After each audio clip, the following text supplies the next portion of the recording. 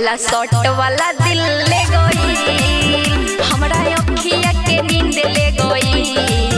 काला शॉट वाला दिल ले गई, लेके घूमे लाया पाची हो, बात कहता नी साची हो। हमरा सीनावा से छीन ले गई, काला शॉट वाला दिल ले गई।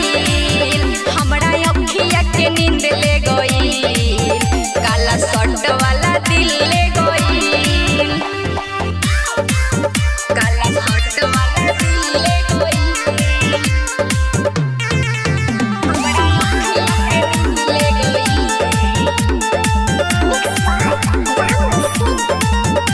गजब बाटे मुखरा हो चांद के टुकड़ा, लाखों में एक उतर लागेला हो।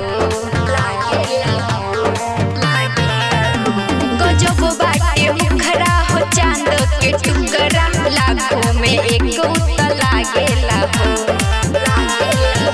जान मारे तीरो छी नजरिया, बसल बाड़े दिल के भीतरिया।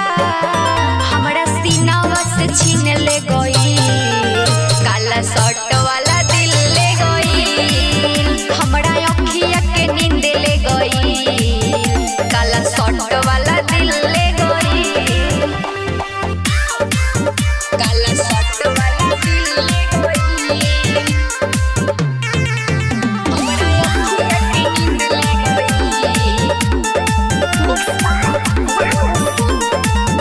ओकर मीठ मुस्कान सखी मारेला जान, झाड़ी के चलेला हिपियानु हो।